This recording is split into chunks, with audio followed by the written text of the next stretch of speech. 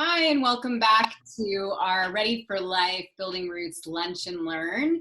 This is our final week after 4 weeks. So today I am so excited to introduce two really important guests who have helped us so much that I don't think Ready for Life Brevard would exist if it weren't for them.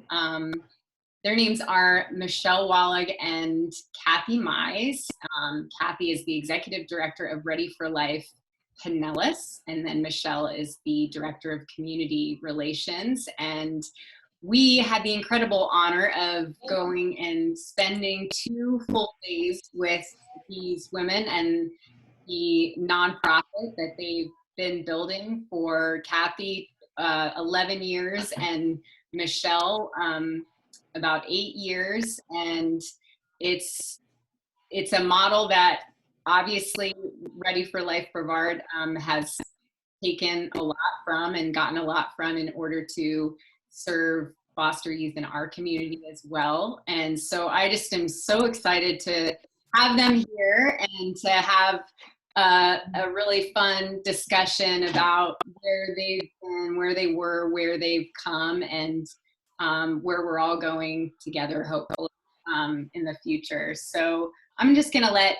Kathy and Michelle both introduce themselves further and tell us a little bit more about yourself and just your roles at Ready for Life Pinellas. And Kathy, you can go ahead and start. Okay, thank you so much. As she said, I'm Kathy Mize, and I had the opportunity and I was honored to help start Ready for Life 11 years ago.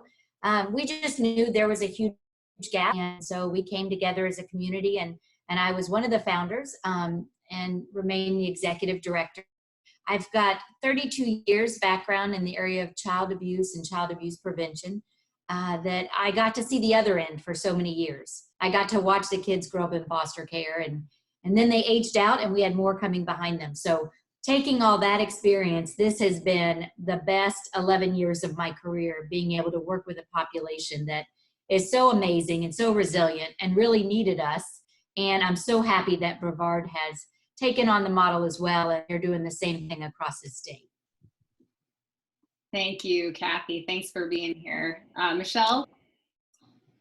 Hi, I'm Michelle Wallig, and I started out as a volunteer with Ready for Life. I am not from the system of care, so I have a quite a different past than me. I was a producer for a very large festival production company for 20 some years, and so I brought a bunch of different experiences to the table, but I also faced some significant trauma as a child, and always knew somewhere I wanted to work to help kids like I was overcome some of those challenges.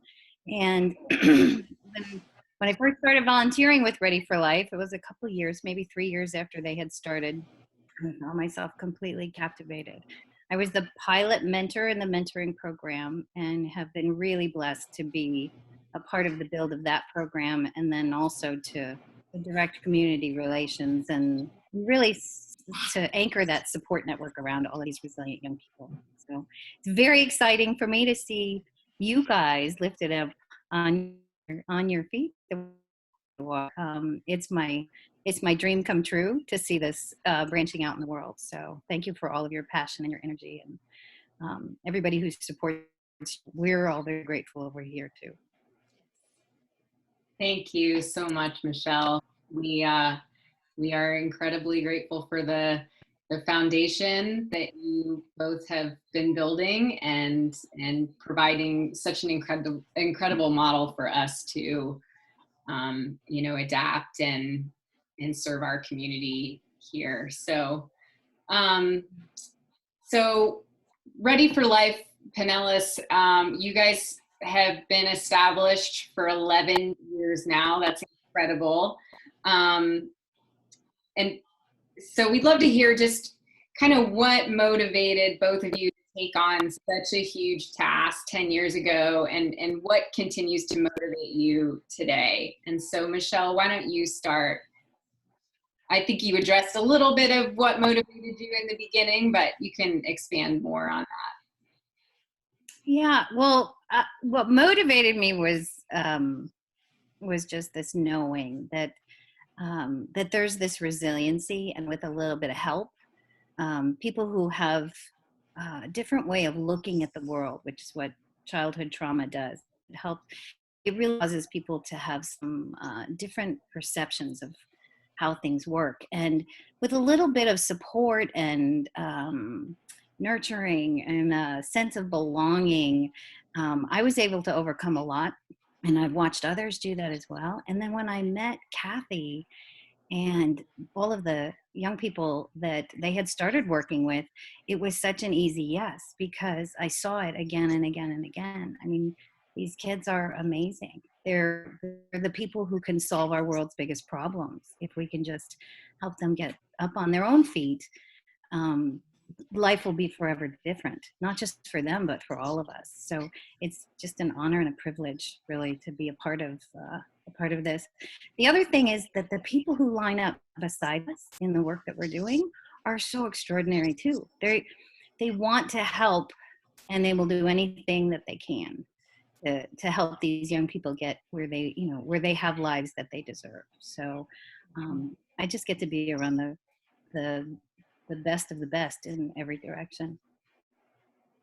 Wow, thank you. That's really beautiful. I love what you said about just seeing differently. And Pam brings up our executive director, which I know most of our viewers will know that.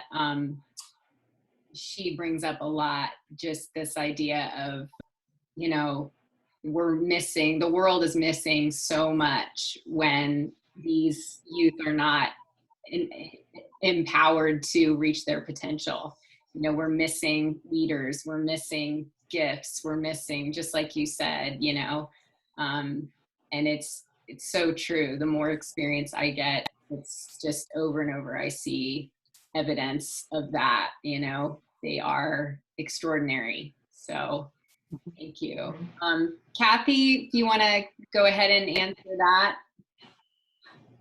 Sure. I mean, I got my experience seeing it firsthand, which obviously was a huge motivator.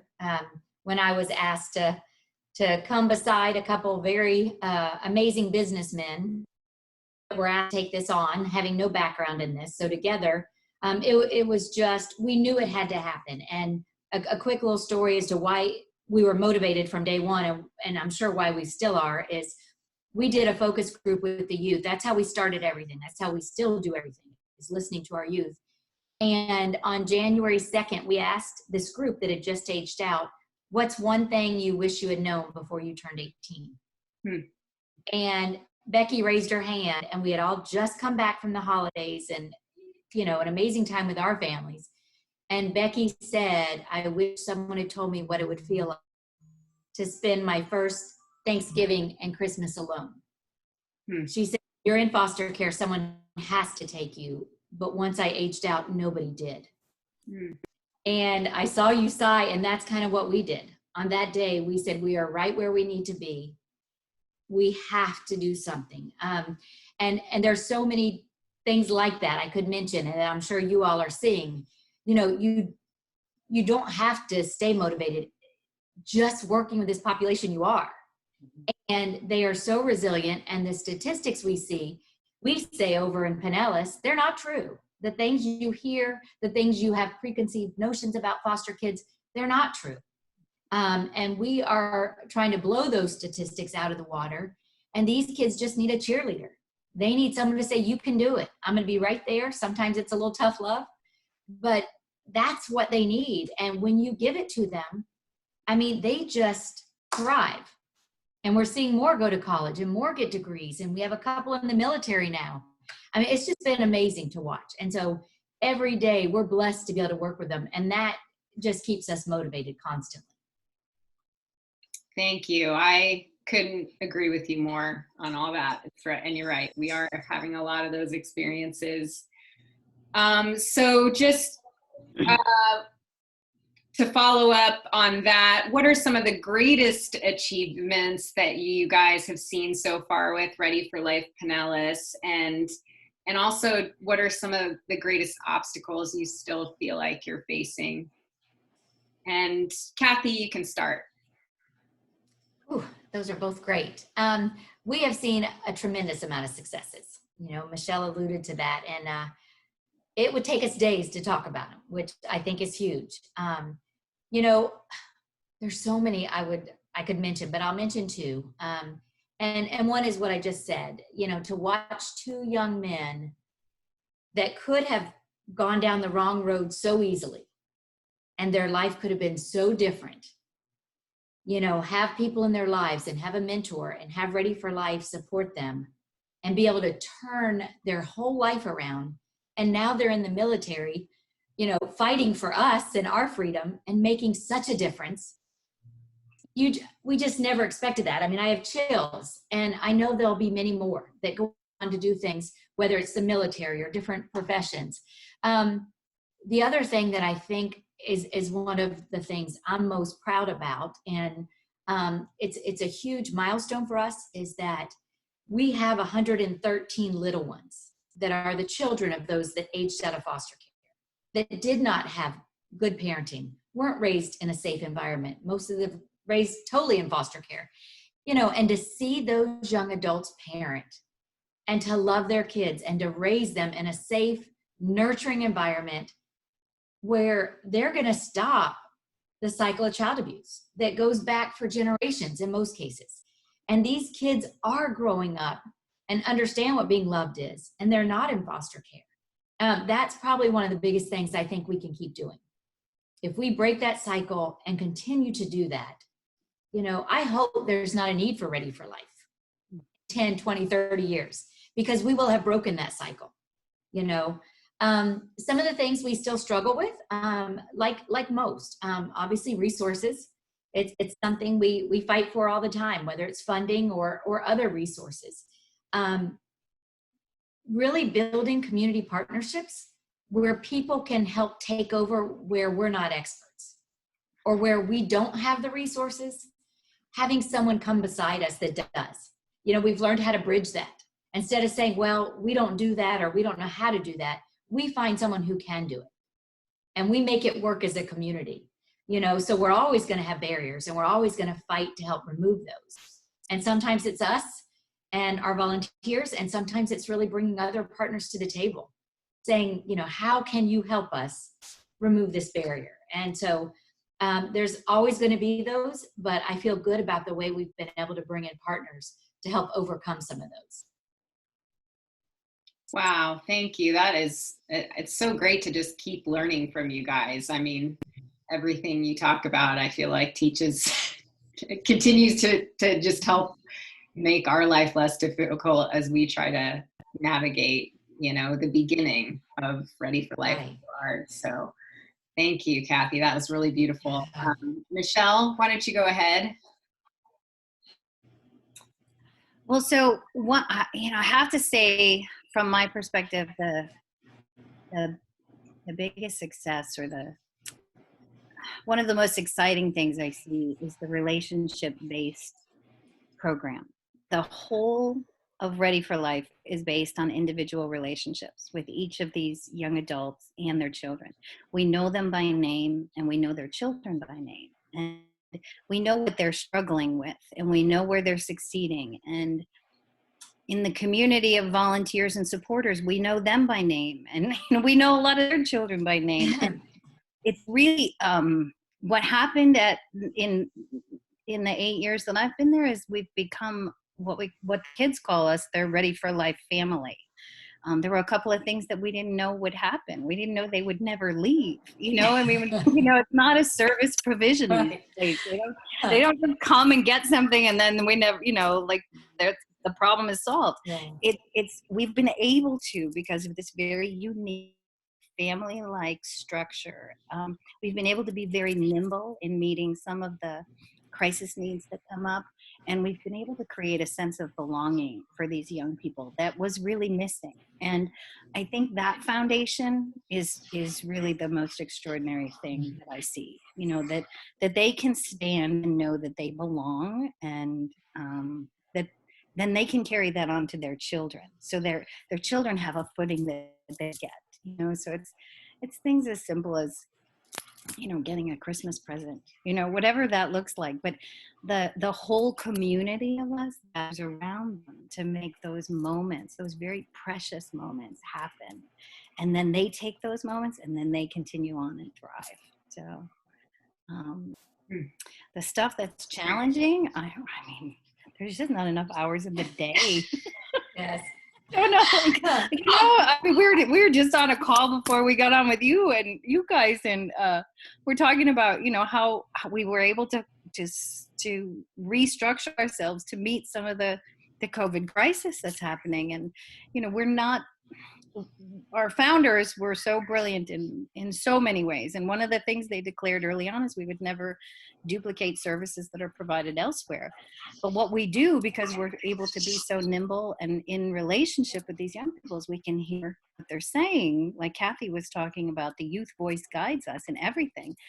And when a need is not being met in some place, like the food crisis that we had here, we just didn't have the food channels open. So we, in our network, were able to feed our young families and our young adults for the last 6 weeks. And now we might not have to do that anymore. So we can shift back. It's so I just think there's not enough hours in the day. That's the hardest part. Yeah. Yeah. I would agree with you already in my very minimal experience. And, you know, just to expand on what both of you brought up, when we were visiting and shadowing and learning from you guys over those 2 days, I think is the main thing Pam and I couldn't stop talking about the whole way back was that relational component and that feeling of, you know, I think, Michelle, you voiced it as, you know, we're just the place of never ending second chances, or, you know, it was just these little side comments that we were, you know, just so affecting and so out of the box. And so exactly, you know, you can study wraparound services all day long, but without that sense of, I care about you and I'm here and I'm not going anywhere and I'm committed. And I'm committed to finding other people to care about you and other, you know, resources and just continuing to build that circle. So everything you guys have talked about, I just can be a testament that it's true. And I've witnessed it for a solid 24 hours and it's a really beautiful and effective thing. So thanks for sharing all that. So just to wrap things up, obviously, I think it's clear we wouldn't be where we are starting out without all the work that you guys have put in and just your incredible generosity to be like, oh, don't make the same mistakes we've made. Just learn from us really fast. So that, just thank you for that, because that has just served our community so well already. Just we've been able to accomplish a lot and establish a lot with very little financial resources, but with a great, you know, incredible founding group of board members and volunteers that are starting to, you know, just grow and all of that. So another really powerful moment for me when we visited you all was the night the council was having like a meet and greet, and the youth went around to the different tables and just told their stories. I mean, I felt like I was on sacred ground and I was forever changed. I love each and every one of those youth that I got to meet. And, you know, I'll never forget one in particular, Reese, he kept just really talking fervently about the need for this. I think he's in his early 20s and just talked about his experience in his life and all the places he lived and all the things he'd been through and the homelessness issues for him. And how, you know, Ready for Life was the model, and he was just adamant, like, this is what we need. This is what we need. And when he's like, now why are you guys here? And we said, well, we want to start a Ready for Life in Brevard County. And he was like, really? I mean, he was so happy. And so, I mean, gave us a lot of energy. We were like, well, if Reese needs it, then I guess we can do it. So I know we have a long way to go as we get established and organized. But thanks to you, you know, Pam's passion and our incredibly supportive community, we've already come so far. And just as we evolve and grow as sister organizations to accomplish and expand this incredible shared mission to provide, you know, support and guidance and resources that youth in foster care need to transition to adulthood. You know, what do you guys see this? Do you see this expanding in any way as a model for the, you know, the state, more counties, the country? You know, what do you have any kind of vision there for a model that would really serve a huge need across the country that all of us are kind of just getting our eyes open to? And Michelle, why don't you start?